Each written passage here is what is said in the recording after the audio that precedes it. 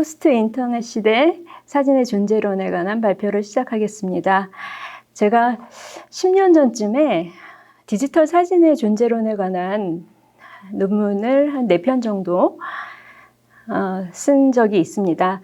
이번에는 디지털 사진이 아니라 컴퓨터 사진의 존재론에 관한 논문을 발표하고자 하는데, 당시에 디지털 사진의 존재론을 펼쳤었던 것과는 이제 상당히 다른 접근을 하고 있고, 포스트 인터넷 시대의 한 현상으로서 조망을 하고 있습니다.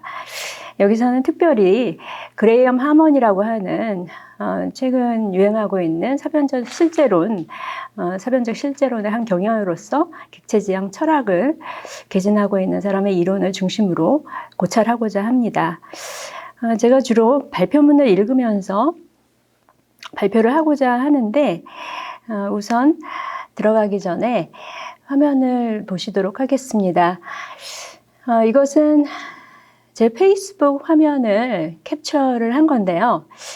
저뿐만 아니라 많은 사람들이 요즘에 인스타그램이나 페이스북, 트위터, 핀터레스트 이런 데에 자기 셀카 이미지뿐만 아니라 자기 일상생활과 관련된 사진들을 스마트폰으로 찍어서 이제 곧바로 SNS에 업로드하는 그런 사람들이 많아졌습니다.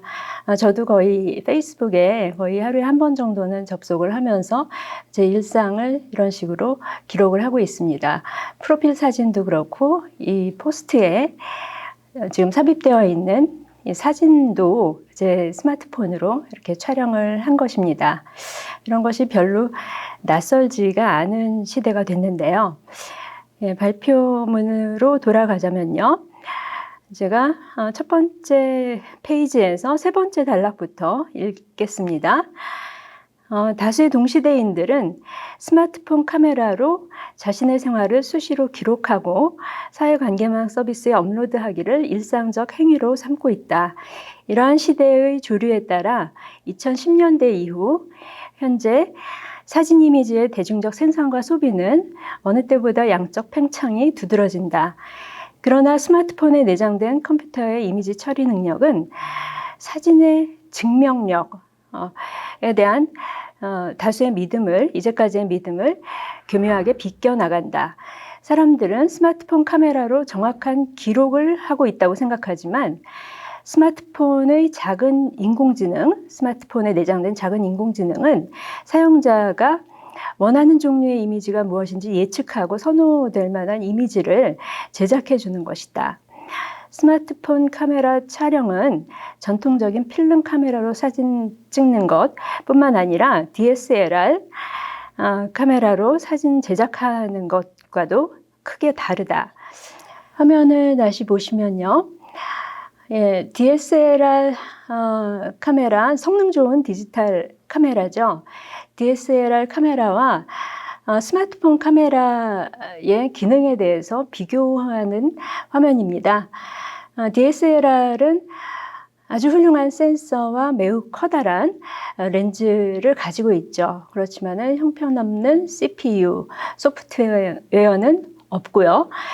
그런 반면에 스마트폰의 경우는 아주 작고 느린 렌즈, 그리고 매우 작은, 대체로 스마트폰의 이제 상단에 있는 아주 작은 그런 센서를 가지고 있습니다.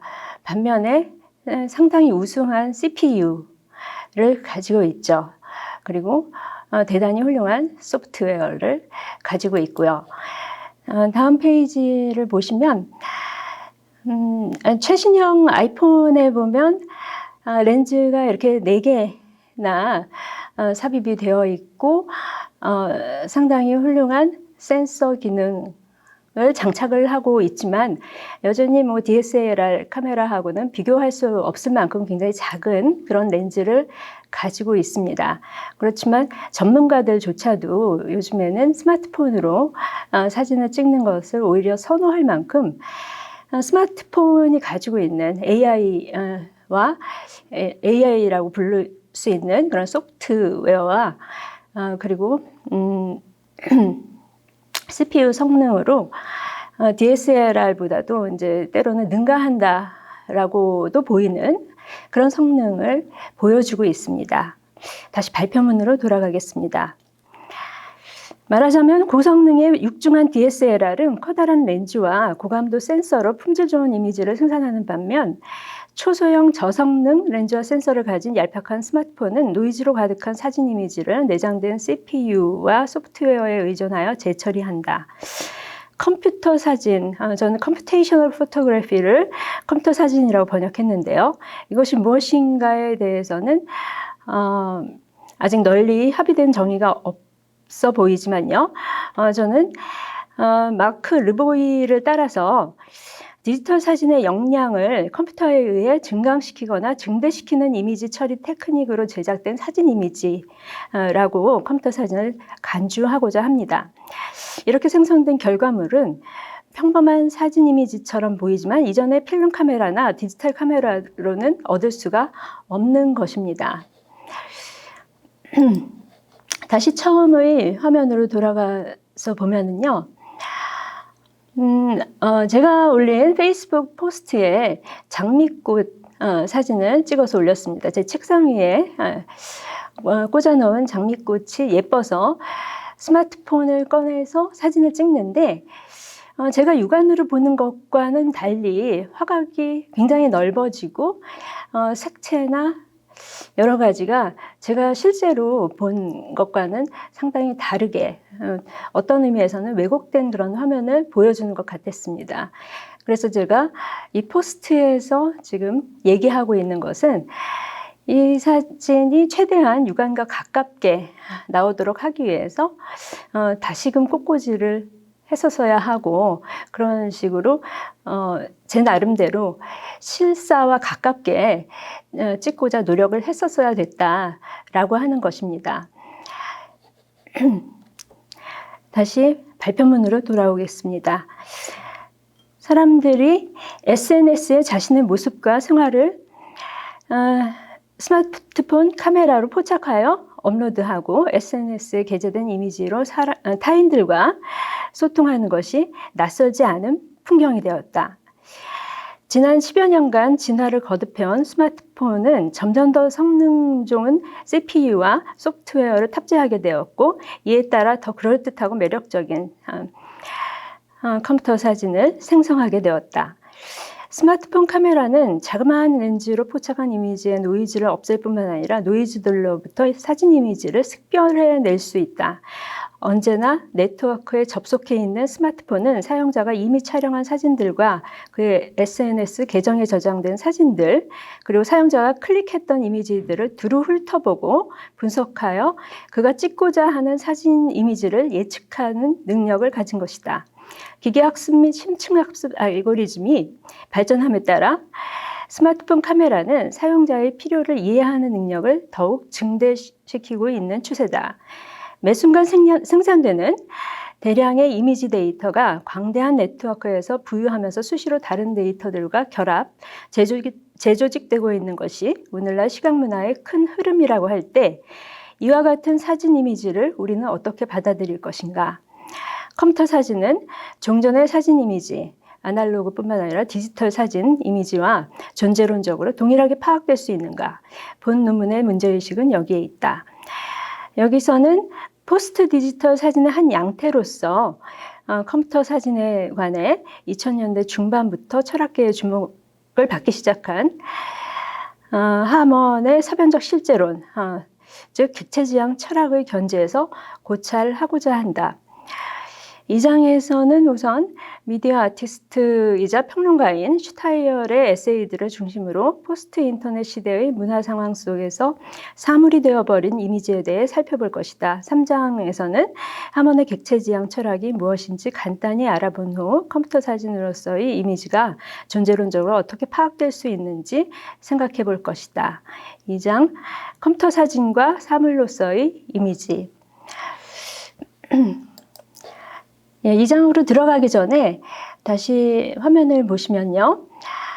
DSLR로 촬영된 디지털 사진과 스마트폰으로 촬영된 컴퓨터 사진을 제가 구별을 했는데요. 광의에서 봤을 때 제가 여기서 의미하고자 하는 이제 이 컴퓨테이셔널 포토그래피라고 하는 것은 디지털 사진의 한 유형이라고 그렇게 볼 수도 있을 것 같습니다. 그런데 이 논문에서는 종전의 디지털 사진과 그리고 여기서 얘기가 하고자 하는 컴퓨테이셔널 포토그래피를 구분해서 바라보고자 합니다. 예, 이 장을 보겠습니다.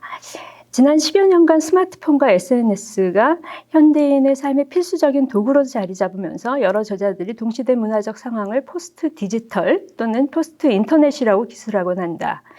오늘날 대중의 일상생활에 디지털 기기가 편재할 뿐만 아니라 슈타이얼이 말한 대로 인터넷은 이제 동시대적 삶의 조건이 된 것처럼 보이기도 한다. 현재 포스트 인터넷의 상황에서는 데이터, 소리, 이미지가 데이터 채널의 경계를 넘어 물질적으로 표현된다. 그리하여 이미지가 오프스크린 공간으로 몰려들기 시작하고 도시에 침투하여 공간을 현장으로, 현실을 자산으로 변화시키기까지 한다. 슈타이얼은 네트워크 상에서 손쉽게 복제되고 유통되는 사진적 이미지들이 동시대인의 경험에 실질적 변화를 초래한다고 보고 우리의 현실에 편재하는 이러한 종류의 이미지의 사물성에 대해 논의하였다. 슈타이얼은 불량한 이미지, 흔히 저퀄 이미지라고 부르는 것이 갖고 있는 전폭적인 힘에 주목하고 있다. 불량한 이미지는 끊임없이 복사되는 과정에서 화질과 해상도가 저하되어 있으나 특유의 가벼움과 디지털 미디어의 비물질성 덕분에 빠른 속도로 순환되고 있으며 결과적으로 창작자와 관람자 간의 그리고 삶과 예술 간의 간극을 축소시키는 데 크게 기여해왔다.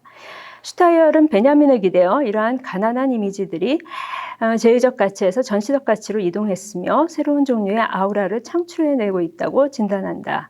과거의 예술작품의 아우라가 원본의 영원성에 기초하고 있었다면 저퀄 이미지의 아우라는 사본의 무상함에 발을 딛고 있다고 하겠다.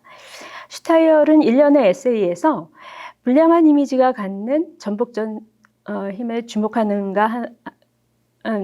한편 스마트폰에 내장된 컴퓨터 알고리즘이 제어하는 컴퓨터 사진의 정치성을 폭로하기도 하는 등 선명한 정치적 메시지를 전하고 있다.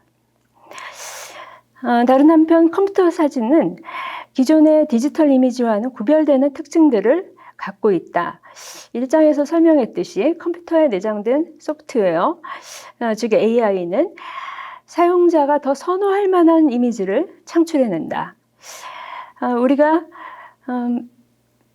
컴퓨터 사진이라고 부르는 이미지들은 디지털 사진의 역량을 강화시켜 때로는 장면의 왜곡처럼 보이기도 하는 개선된 입력값들이다.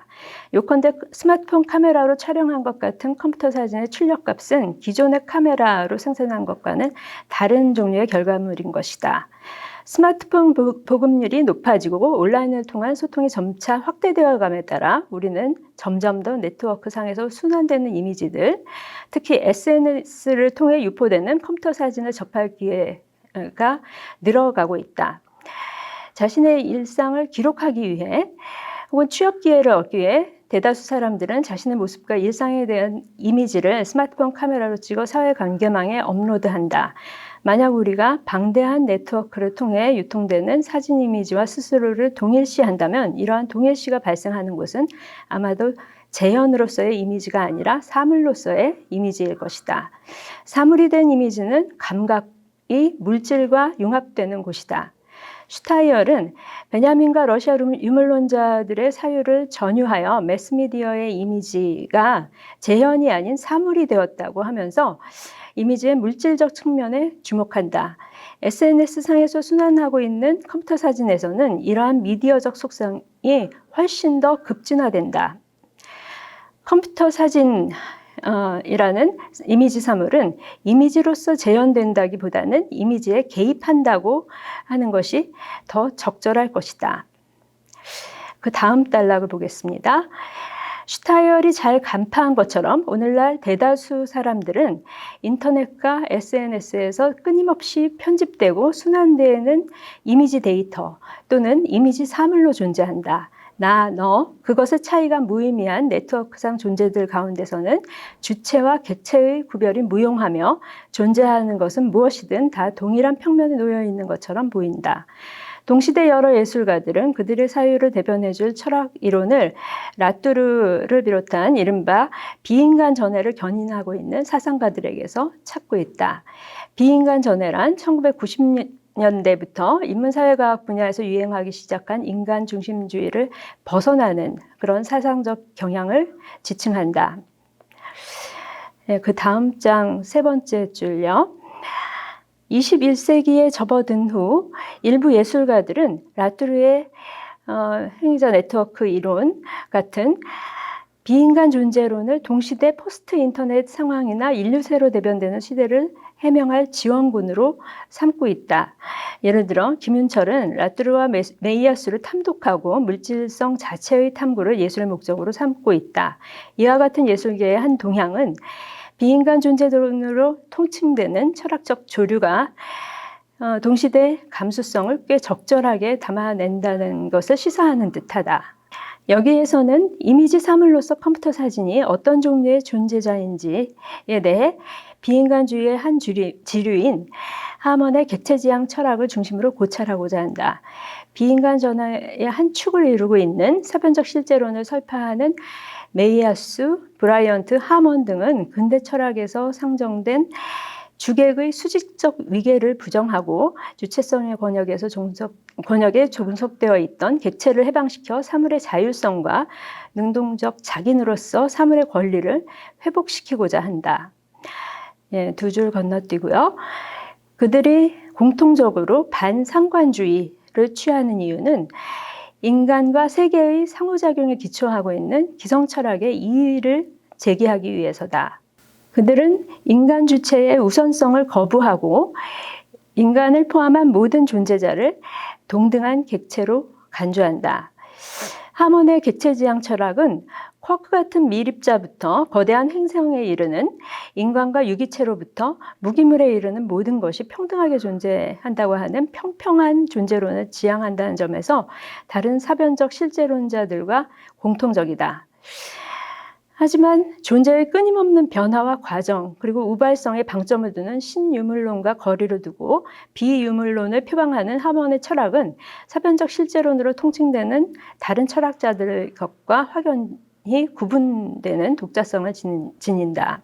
하먼은 라뚜르의 ANT로부터 존재하는 모든 것이 네트워크상의 행위자로 기능할 수 있다는 논점을 수용하여 인간, 동물, 기계를 망라하는 모든 유형의 존재자들을 동등한 지위를 지닌 객체로 간주한다. 라뚜르는 기계 또는 기술을 인간과 다를 바 없는 행위 능력으로서 세계를 변화시키는 세력 중 하나라고 본다. 비록 인간을 위한 도구로 제작된 사물이라고 할지라도 인간은 하나의 기계와 그것을 구현한 기술이 언제 어떻게 작동할지 예측하기가 어렵기 때문이다. 인간뿐만 아니라 기계나 기술도 하나의 행위자이기 때문에 어떤 행동 또는 사건을 촉발시킨다. 가령 미국에서 종종 발생하는 청소년 총기 난사 사고를 생각해보라. 우연히 권총을 손에 넣은 고등학생은 끔찍한 사고를 저지를 생각이 없었다 하더라도 살인을 저지를 확률이 매우 크다. 마치 나와 관계를 맺고 있는 사람들이 나의 행동에 영향을 미치는 것처럼 나와 연결되어 있는 기술은 내 행동과 삶에 깊숙이 관여한다. 라뚜르의 통찰에서 가장 관건이 되는 것은 인간이든 기계든 간에 각 행위자가 어떤 행위자들과 어떻게 연결되어 있는가 하는 것이다. 인류의 역사에서 중요한 대목들마다 획기적인 기술의 발명이 자리하고 있다. 바퀴, 무기, 백신, 컴퓨터는 모두 자율적인 행위자로서 시기에 따라 다른 방식으로 인간 및 다른 비인간 존재자들과 융합함으로써 상이한 종류의 혼종적 존재로 재탄생한다. 다음 단락 보겠습니다.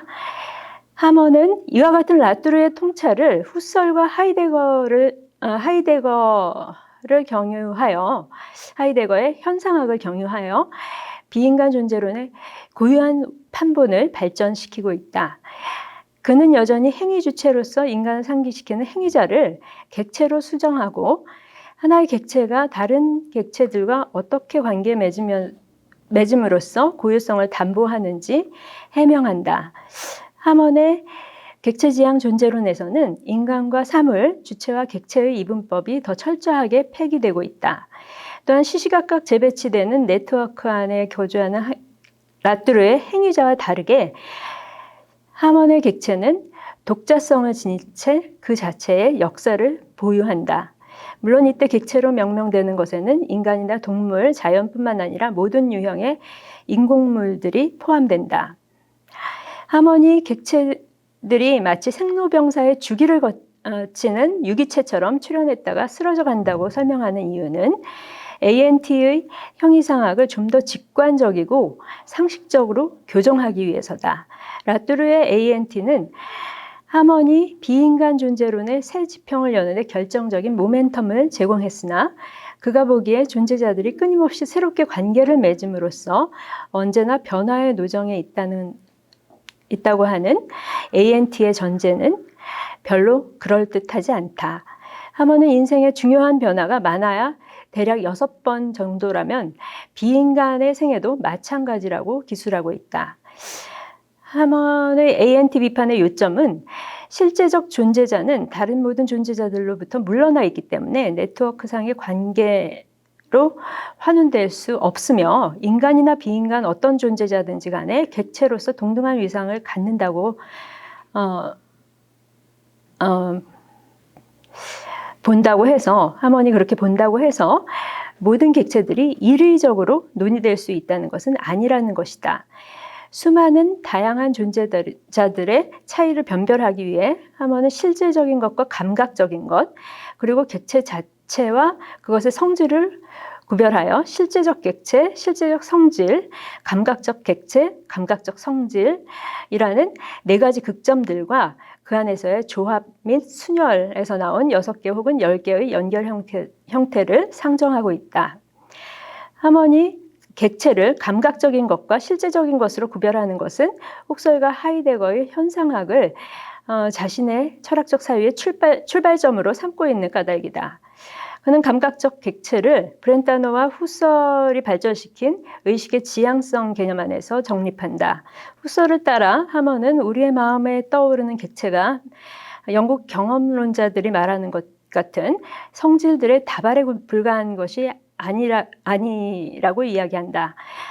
그는 객체가 다른 어떤 것이 아닌 바로 그것임이기 위해 참으로 필요한 것 또한 보유하고 있다고 본다. 후자는 후설이 지향적 객체를 우연하게 주어진 특질들로 환원시키지 않기 위해 형상, 에이도스라고 부른 것에 가깝다. 그렇다면 지향적 객체는 2가지 대립적인 성질을 동시에 가졌다고 할 수 있다. 그 하나는 다양하게 변화하는 감각적 외관이고 다른 하나는 다양한 형상적 혹은 실제적 특성이다. 전자는 우리 앞에 직접 놓여 있기 때문에 감각적 직관을 통해 접근할 수 있는 반면 후자는 범주적 직관을 통해서 접촉할 수 있는 것이다. 이와 같이 하먼은 후설의 형상으로부터 감각적 객체 개념을 유도해내고 그것과 함께하는 2가지 충돌하는 성질을 구분하고 있다. 예, 후설에게서 이제 2가지 성질을 도출을 해내고 감각적 객체와 그 2가지 성질 간의 긴장에 대해서 하먼이 이런 식으로 도식화를 하고 있습니다. 하먼이 실제적 객체를 추출하는 것은 하이데거의 도구 분석에서다. 그는 하이데거가 주목했던 현상 이면에 놓인 것, 감추어진 것, 지하세계로 물러나 있는 것, 요컨대 물 자체에 상응하는 것을 실제적 객체라고 명명한다. 그것은 오로지 감각적 현상의 찰나적이고 완곡한 암시를 통해서만 접근할 수 있는 객체다. 눈앞에 있음에 모든 것을 집중했던 후설과는 달리 하이데거는 실제 하는 것에 대해 알기 위해서는 손 안에 있음에 몰두해야 한다고 생각했다. 하먼은 다음과 같은 하이데거의 말을 인용하면서 실제적 객체가 왜 도구 존재여야 하는지 설명한다. 손 안에 있는 것의 특이한 점은 확실하게 손 안에 있기 위해 반드시 손 안에 있음에서 물러나야 한다는 것이다. 하이데거에 따르면 모든 실제하는 것은 비가시적일 수밖에 없다. 예를 들어 망치라는 도구를 생각해보라. 집을 짓기 위해 망치를 사용하는 목수가 주로 초점을 맞추고 있는 것은 집 짓기라는 목표이지 망치 자체가 아니다. 그가 망치를 의식하게 되는 순간은 망치가 망가졌을 때이며 대개의 시간 동안 망치를 당연하게 주어진 것으로 여긴다. 하먼은 하이데거의 망치 사례에 대해 망치가 무언가를 부술 수 있다는 사실은 망치에 대한 나의 이해보다 깊다라고 부연하면서 흔히 하이데거가 도구에 대한 실용주의적 분석을 했다고 오독하는 것에 대해 경고하고 있다. 하이데거에 따르면 도구의 망가짐은 누군가에 의해 주목될 때 이미 발생하는 것이다. 간단히 말해 하이데거에게 존재의 방식은 도구 자체와 망가진 도구 단 두 가지 방식으로만 가능하다. 실제적 객체는 감각적 객체처럼 특정한 성질들의 다발들로 환원될 수 없으며 표면적인 다양한 변화를 견딜 수 있는 형상적 특징을 가지고 있다. 그는 실제적 객체가 지닌 형상적 특징 또는 실제적 성질에 대해 설명하기 위해 라이프니츠의 모나드론을 끌어들인다. 하먼에게 객체는 곧 모나드라고 바꿔 말할 수 있다. 즉 각각의 모나드가 바로 그것이기 위해 다른 모나드들과 상호 교환될 수 있는 것이 아니라 그것들과 다른 것이 되기 위해 다수의 성질을 필요로 하는 것처럼 한 객체는 그것을 고유한 것으로 만드는 일단의 성질들을 가져야 한다는 것이다. 그렇다고 해서 실제적 객체가 감각적 성질과 무관하게 존재하지는 않는다. 실제적 객체는 지하세계로 물러나 있음에도 불구하고 그것의 다양한 감각적 특징들을 현존의 영역으로 발산할 수 있다. 요컨대 실제적 객체도 감각적인 것처럼 실제적 성질뿐만 아니라 감각적 성질과도 연결되어 있다. 다시 화면을 보시면요. 하먼이 하이데거와 라이프니츠로부터 실제적 객체 개념과 그것이 두 가지 성질과 갖는 그런 긴장관계를 이런 식으로 도해를 하고 있습니다. 결과적으로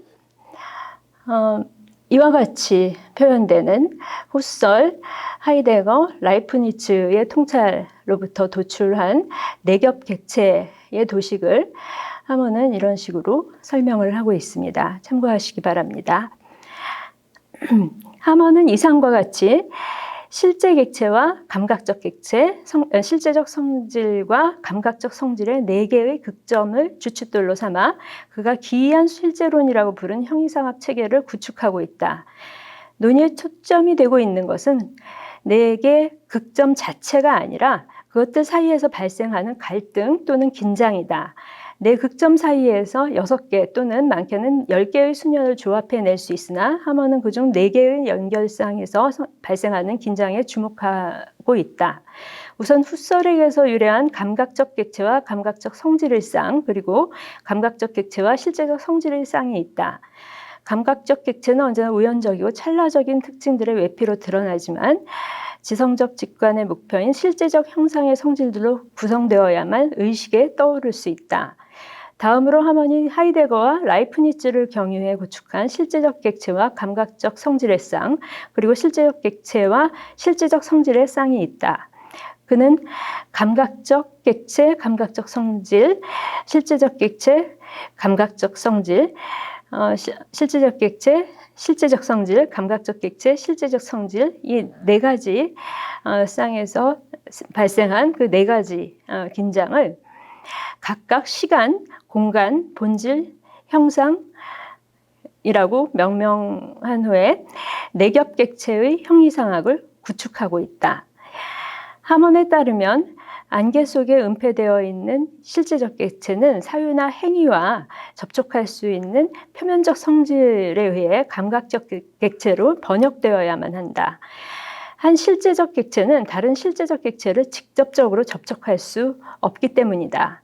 하먼의 비인간 존재론에서는 실제적 객체나 감각적 객체로 간주될 수 있는 것이 비단 인간이나 동물에 한정되지 않는다. 각 존재자의 스케일이나 존재 양태가 다르다 하더라도 실제적 객체가 직접적으로 만나는 것은 언제나 감각적 객체로서의 다른 존재자이다. 되풀이하자면 어떤 존재자든지 간에 실제적 객체는 모나드처럼 그것을 다른 존재자들과 차별화시키는 규정적 성질과 관계되어 있다. 이 내겹 객체와 컴퓨터 사진. 이상과 같이 하몬의 객체지향 철학에서는 현상적 영역 이면으로 물러나 있는 실제를 상정하고 있다. 그의 실제적 객체는 언제나 경험 안에 거주하는 감각적 객체와는 대조적으로 항상 은폐되어 있다. 즉, 실제적 객체는 그 무엇으로부터도 자율적이다. 반면 감각적 객체는 사물 그 자체로서의 실제적 객체와 구별되는 감각적인 것으로서의 사물을 의미한다. 두 종류의 객체가 구별된다고 하더라도 양자는 모두 객체이기에 공유하는 유사성이 있다. 감각적 객체나 실제적 객체는 모두 그것에 속한 성질을 일관되게 유지시키는 형상적 또는 실제적 특징을 보유함으로 인해 어떤 특성들의 다발들로 환원될 수 없는 것이다. 이와 같은 설명에서 하몬이 가장 힘주어 강조하는 것은 실제 객체와 감각 객체 모두 두 종류의 성질로 분급화된다는 사실이다. 예술 작품이나 사진 이미지 같은 허구적, 상상적, 가상적 존재자도 하몬의 실제론에서는 감각적일 뿐만 아니라 실제적인 객체로 간주된다. 그런데 허구적이고 가상적인 예술 작품이나 사진 이미지가 어떻게 실제적 객체일 수 있는가? 하몬은 마이클 프리드가 미술과 사물성에서 예술의 직물주의적 관찰자인 인간과 연극적인 구성 요소로서의 인간을 적절히 구별하지 못했다고 논평하면서 예술의 연극적 구성 요소로서 인간은 사회, 군대, 드라마, 예술 작품을 산출하는 부분들이라고 역설한다. 이는 다이아몬드나 벽돌이 다른 객체를 산출하는 것과 마찬가지다. 따라서 하몬에 의하면 미니멀리즘 작품에서 인간은 명시적이고 감각적인 성질들 이면에 있는 실제적 객체들에 가닿기 위해 직물주의적 관찰자가 아닌 예술의 구성 요소여야 한다. 예술이 관계에서 벗어나야 하는 이유 중 하나는 관계적인 것은 곧 직물적인 것이기 때문이다. 프리드와 마찬가지로 하몬은 직물주의적 예술에 대해 비판적이지만 그가 직물주의를 비판하는 이유는 전혀 다른 데 있다. 하몬은 비밀스럽고 내적인 실제가 직물주의적 관찰을 통해 접근될 수 없다고 본다. 하몬은 우리가 실제를 직접적으로 접촉할 수 없다고 말했다. 그런가 하면 하몬은 유머와 은유 같은 언어나 감각적인 예술 작품에서 실제의 암시 혹은 매혹, 얼루어를 접할 수 있다고 언급하고 있다.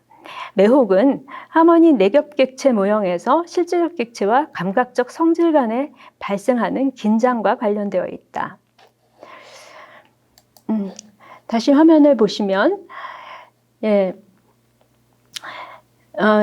개의 극점 사이에서 드러나는 긴장을 이렇게 명명을 하고 있는데요. 그 중에서도 제가 주목하고 있는 것은 실제적 객체와 감각적 성질 간의 긴장이고요. 이 둘 간의 긴장을 융합하는 것으로서 얼루어라고 하는 것을 명명을 하고 있습니다. 한마디로 얘기해서 예술 작품의 경험에서 발견할 수 있는 얼루어, 매혹이라고 제가 번역한 것은요.